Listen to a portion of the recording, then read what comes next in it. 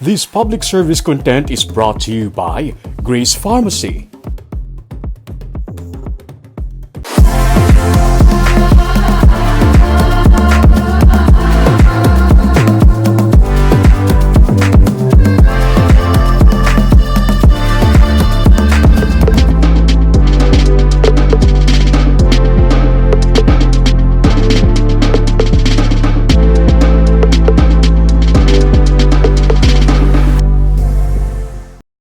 Mga healthcare workers sila nga nag-volunteer kag nagserbe sa Bacolod Emergency Operation Center. Kag sa pagserbisyo sa pumuluyo sa peak sa pandemic, iban sa ila wala malikawan nga magkalalatnan man sa COVID-19. Pero bisan nabutang sa delikado nga kahimtangan ila kaugalingon, wala sila nag-surrender. Padayon ang ila pagserbisyo tubtob subong. Aton sila nga kilalahon sa sininga episode sang Baganihan. Nagahulat na lang ang midwife nga si Charo Isabel Pangantuan sang iya himata nga masugat kuntani sa iya sa Temporary Treatment and Monitoring Facility sa Barangay Alhis sang may nanuktok sa iya nga quarantine room. Wala siya magdumdum nga ginakinahanglan gali ang iya bulig sang 21 anyos nga nagabusong nga na-quarantine man. Manog bata na ang iloy. Wala sa mga equipment kag mga hospital supplies para sa delivery sang bata. So wala to siya mga instrument nga magamit ta para mag-deliver, magpabata. So ang ginhimo ta is nag-improvise kita. Pero gintinguwaan ni Charo nga maluwas ang mag-iloy. So nag-improvise kita instead of gasa, ang mga napkins, pati liner nga wala pa na-use, mo naging gamit ta as a gasa. Suksok ang PPE, ginbuligan niya ang nagabusong, tubtob nga nabunag ang anak sang iya naging pasyente sang May 2021. Sa tuman niya kalipay, nagpasalamat ang ginikanan sang bata sa iya. Kanami ilang sa part as a midwife nga hindi mo man on duty dito, patient ka man nga nakabulig man sa pasyente ta to. Si Charo anay volunteer sa City Health Office, tubtob nga nangin job order casual sang syudad. Isa siya sa mga nagserbe nga frontliner sa lying-in facility sang syudad sang nagpeak ang pandemic. Kasubong ni Charo, nalatnan man sang virus ang volunteer doctor nga si Dr. Mako Salvador.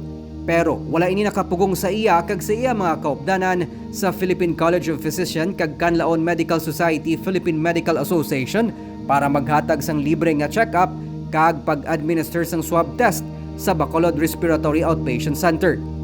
It was called by the times, so it was not the choice that was hard to make, it was needed, and we just had to do it, May mga kaupod man siya nga volunteer doctors nga nakapabata sa nagabusong nila nga pasyente sa Bro Center sang October 15, 2021. Birthday ko din. Si doktora nagsilalala na. Di wala kami diyan gamit di. Wala kami gamit na. Hindi naggaganto sila sa babaw. Wala. Ang ganyan mo naman yun, ang PPE na lang naginapin na ng PPE na mo. Di timing na uba na kami PPE. Bisan masako sila sa mag-peak ang pandemic, nagserbe man sila paagi sa virtual medical check-up.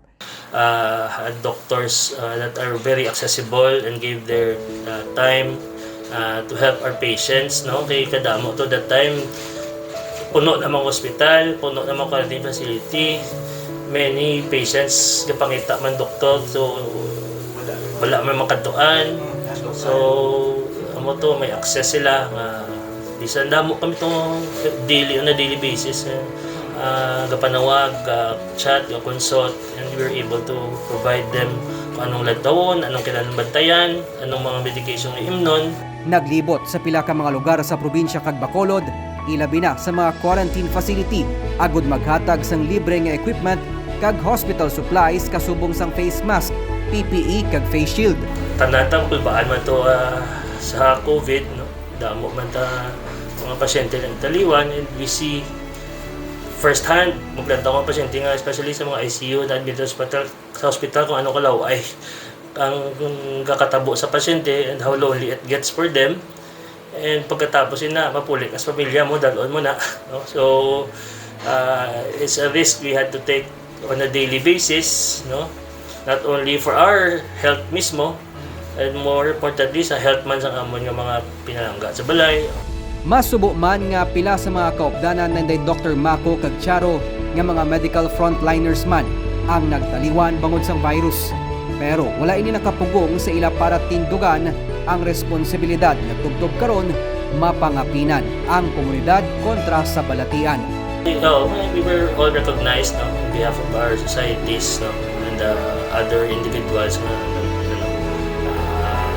And we thank the efforts of everyone and especially ang partnership and the joint efforts ng city, ng LGU, ng province, ng EOC and everyone. So I have to give kudos and much appreciation sa sacrifice sa mga nurses natin. Mas budlay pagit ang ila inagyan they stay in that PPE for hours and sige. So from wala, everyone was helping out, tanan nga binuligay, no? So it was a show of solidarity among the healthcare system, the doctors, everyone, the nurses, and the private sector, and the LGUs.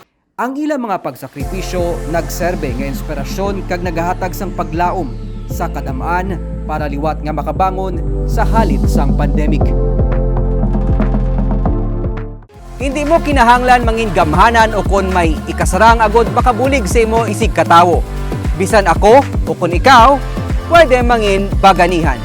Ako si Nico Delfin, magadala sa mga istorya sang paglaom kag pag-asa sa kada simana.